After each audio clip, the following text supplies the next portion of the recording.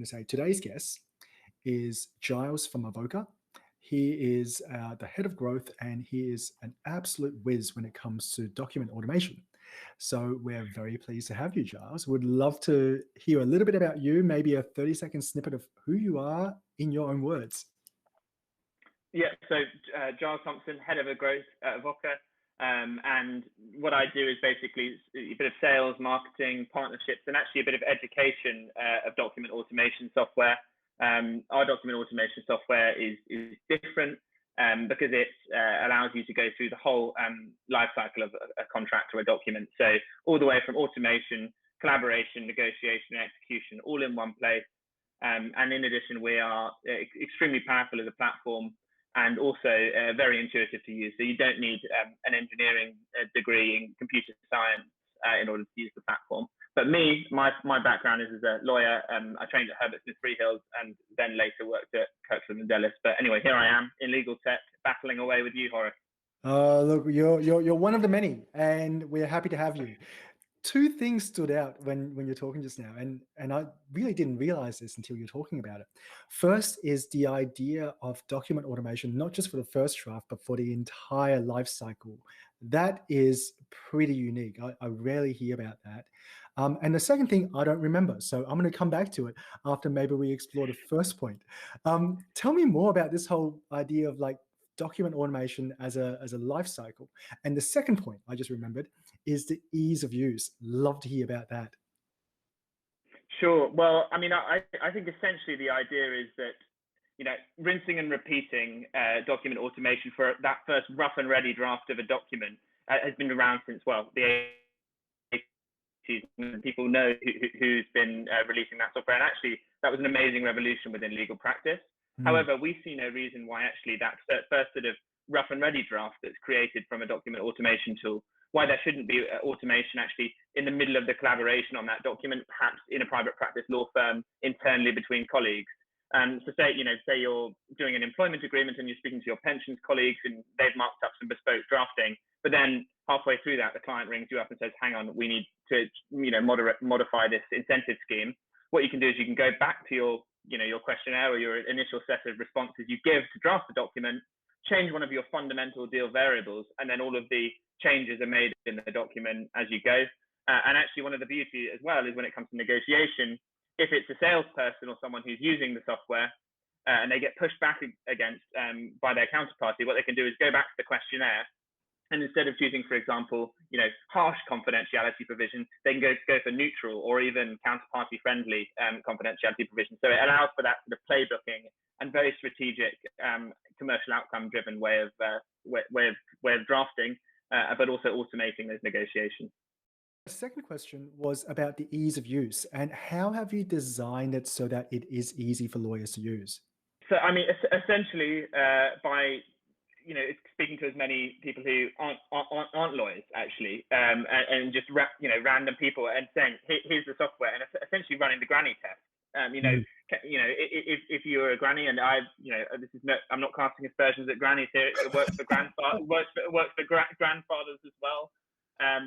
Or people who just aren't as familiar with technology. If they pick this up, how are they going to find it? And actually, the founders have been quite open about saying, ask older relatives, parents, does this make sense to you as someone who's not in this world?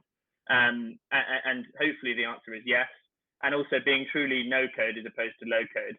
And so thinking really carefully about the ways that you can make things simple. So choosing the right colors for highlighting the bespoke parts of documents and the bits which needs to be customized every time there's a new draft, and making it intuitive in that way as well. And, just making it look attractive so that students can use it, but also appeals to them as well.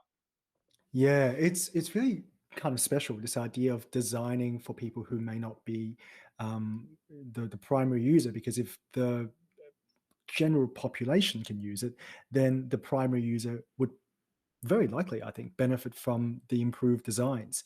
So did you draw inspiration from like consumer-based software? How did you come up with this sort of philosophy? Well, I mean, I can't take too much personal credit, but I know that when Avvoka was founded, the sort of awareness that Avvoka had of the competitors that it was soon going to find out about was very limited. and actually quite naive. So we weren't basing it on Contract Express, hot docs, a lot of the incumbents at that point in time. We were actually starting from scratch, and what the team knew about was consumer software, and that's what we used. The founders, David and Elliot, came from commercial law, so they weren't experienced coders or sort of in that world. So essentially, the inspiration was from consumer software that we were, everyone in the team was using.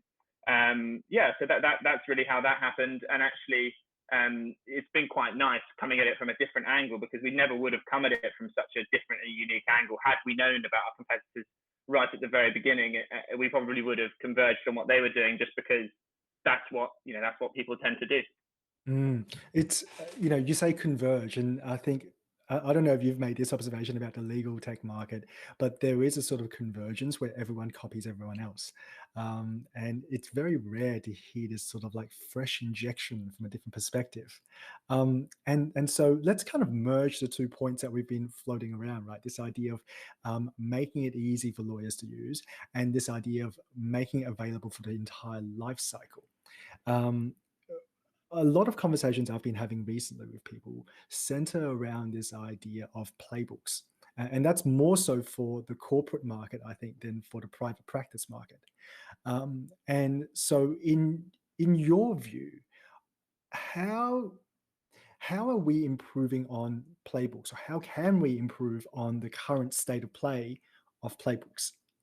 So that's really interesting. And just before I answer that question really directly, I'm just going to say the top hit website, other than website page on our website, other than the homepage, is How Are We Different?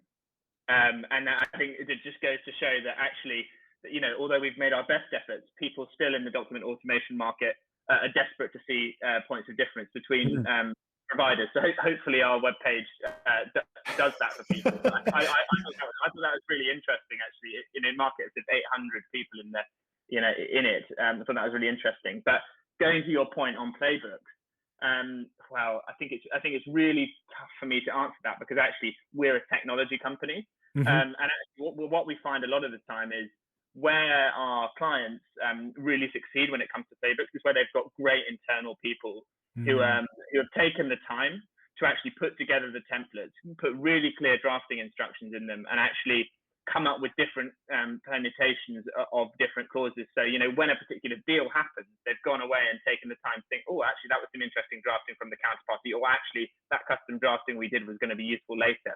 So those sort of, I don't want to say, I don't suppose it's diligent. I think it's more forward-thinking people who are building up those templates.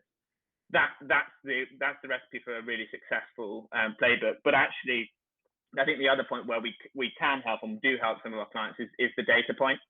Actually, if you can run analytics over the draft contracts that you're drafting, collaborating, and then fundamentally then executing them, that's really useful, because you can actually flag elements where you're getting lots of pushback, and perhaps even just causing confusion. And that's a really good way of influencing you going forward. So I think you need those people who are forward-looking and have taken the time to put together great templates, ahead of time. But actually, once you're there, having data insights in order to actually improve that based on data and iterate, to use a techie term, is really important. I love that. And we don't, I think lawyers never ever talk about the word iterate. I don't think I ever came across that word in my entire career as a lawyer, right? And then the moment you leave, you start hanging out with tech people. Every second conversation is, let's iterate on that. And it's such a different approach.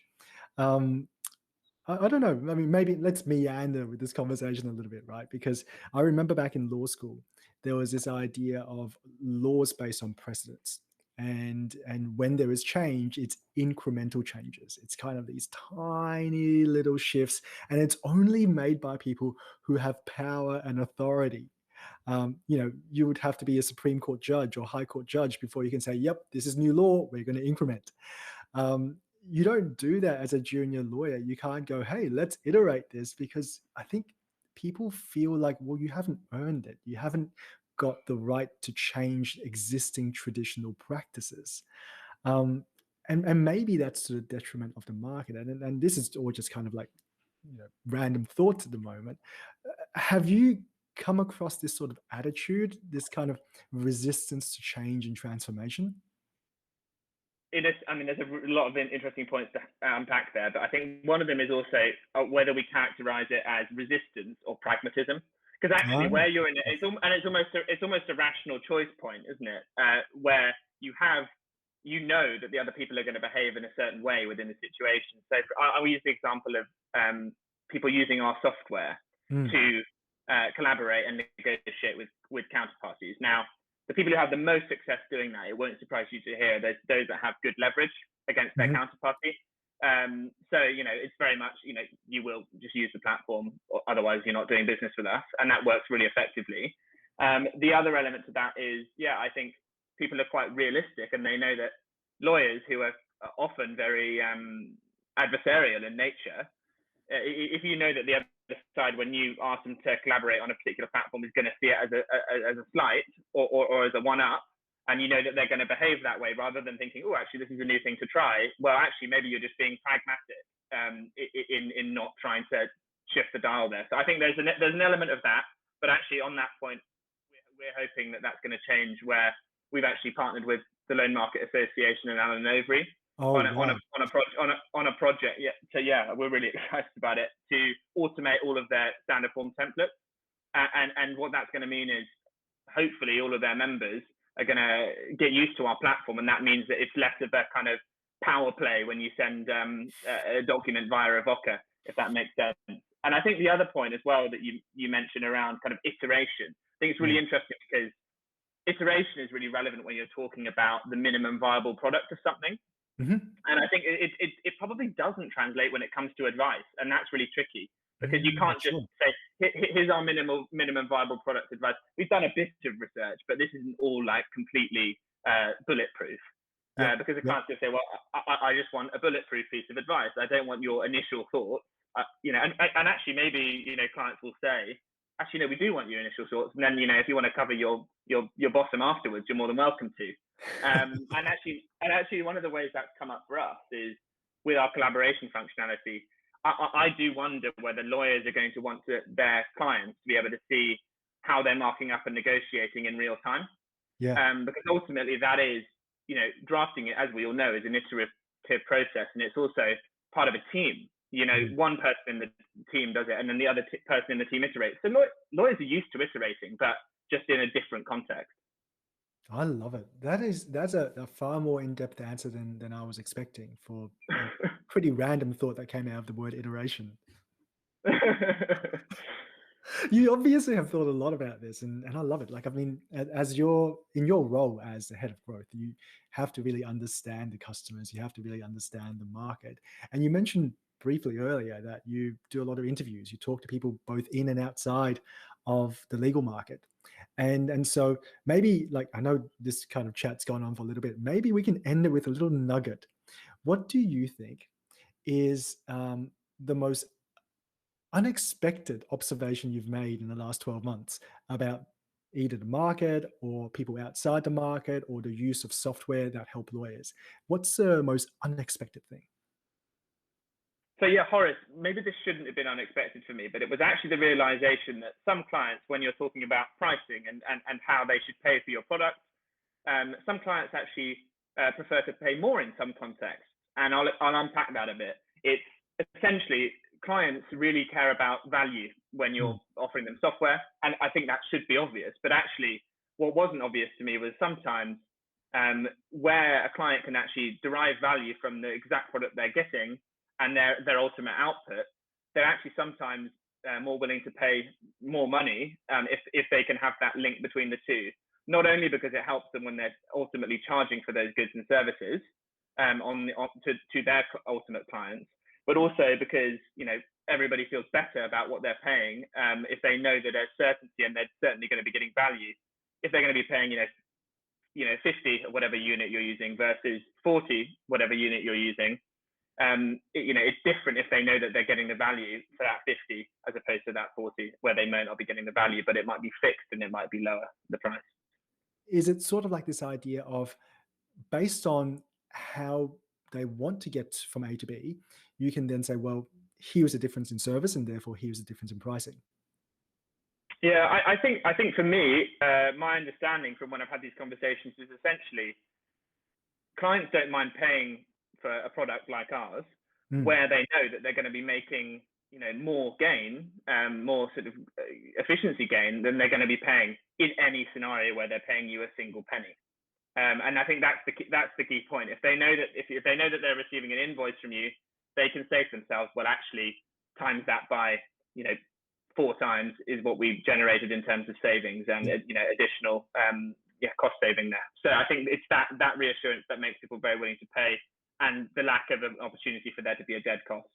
Yeah, I love it. I love it. It's all ROI, it's all value based, and it kind of goes back to one of the core themes of this blog, and that is how do technology help? And always we have to think about, well, how much does it cost? And is it actually value for money? That's brilliant. Thank you so much for that.